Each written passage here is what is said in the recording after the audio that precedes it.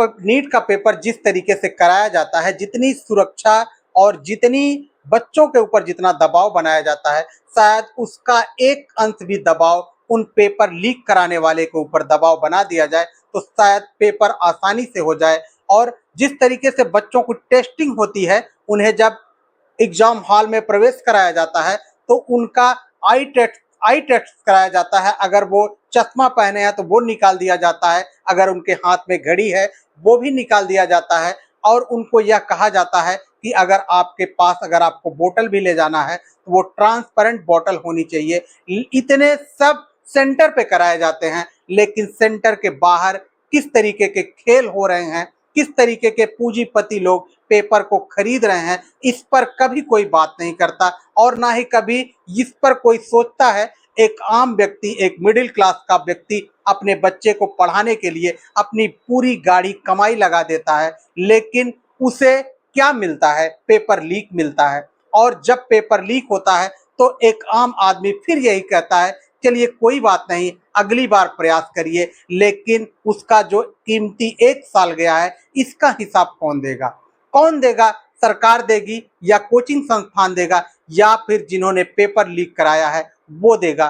क्या सिस्टम इतना खोखला हो गया है कि पैसे वाले लोग सीटों को खरीद रहे हैं? क्या अगर इसी तरीके से पैसे वाले लोग सीट खरीद कर डॉक्टर बनाते रहेंगे तो लापरवाहियां और बढ़ेंगी? आपको अभी देखने में मिलता होगा कि कितने डॉक्टर ऐसे होते हैं जो ऑपरेशन के बाद कैंची पेट में ही छोड़ देते हैं। तो शायद ये वही डॉक्टर होंगे जो 10 लाख 20 लाख रुपए दे करके पेपर खरीद लिए और वही पेपर हल करके वो डॉक्टर बन गए। और आज कंडीशन इतना खोखला होता जाएगा कि आने वाले समय में इसी तरीके के डॉक्टर आपको मिलेंगे। मेहनत करने वाले बच्चे, एक मिडिल क्लास का बच्चा कभी भी उस स्थान पर नहीं पहुंच पाएगा जहां ये लोग 10 लाख 20 लाख देकर पेपर खरीदते हैं। यहां तक कि हमारे हिसाब से होना चाहिए कि अगर पेपर लीक हुआ है, जिसने लीक कराया है उसके ऊपर एनएसए लगे, पोटा लगे, जो बड़ी से बड़ी धारा है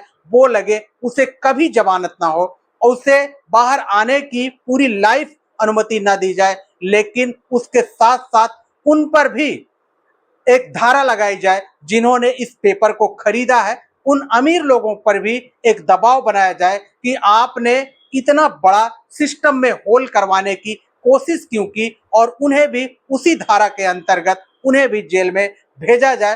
क्योंकि एक गरीब का बच्चा कितनी मेहनत से वह इलाहाबाद, कोटा, राजस्थान ऐसे स्थानों पर रह करके एक किसान का बेटा पढ़ता है, वो शायद वो किसान जानता होगा। क्योंकि जब उसके धान और गेहूं बिकते हैं तब कहीं जाकर वह अपनी फीस भरता है। लेकिन इन अमीर और पूंजीपतियों ने देश को तमाशा बना के रख दिया है, देश के सिस्टम को हिला के रख दिया है। और ऐसा अगर होता रहा तो वास्तव में एक दिन जब देश को विश्व गुरु का जो सपना बनाने के लिए आप सोच रहे हो, एक दिन देश पूरी तरह खोखला हो जाएगा और इस खोखले देश में सिर्फ और सिर्फ तानाशाही बचेगी। और सिर्फ यहाँ एक ऐसी तानाशाही बचेगी जहां जिसके पास पैसा होगा वही सारे काम आसानी से करेगा और जिसके पास पैसा नहीं होगा वह मजदूरी करने पर मजबूर हो जाएगा।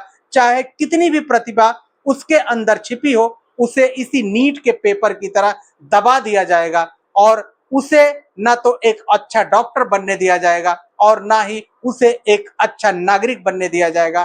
क्योंकि अगर सीटें इसी तरीके से बिकती रहें तो जो मिडिल क्लास के बच्चे हैं, मिडिल क्लास के लोग हैं, उनका नीट के प्रति उनका एक जो लगाव है वो खत्म हो जाएगा और वो अपने बच्चे को नीट में पढ़ाना भी नहीं चाहेंगे, डॉक्टर बनाना भी नहीं चाहेंगे। क्योंकि उनको पता है कि पूरी साल मेहनत करने के बाद, पूरी साल पैसा खर्च करने के बाद रिजल्ट आएगा लीक पेपर का। और ऐसा पहली बार नहीं हुआ है, ऐसा कई बार हुआ है और इससे उनका आत्मविश्वास और बढ़ा है, उन पूंजीपतियों का, उन पेपर लीक कराने वाले अधिकारियों का, उन पेपर लीक कराने वाले कर्मचारियों का, जिन्होंने कई बार पेपर लीक कराए, सफल रहे और आज भी उन्होंने यह कराने की कोशिश की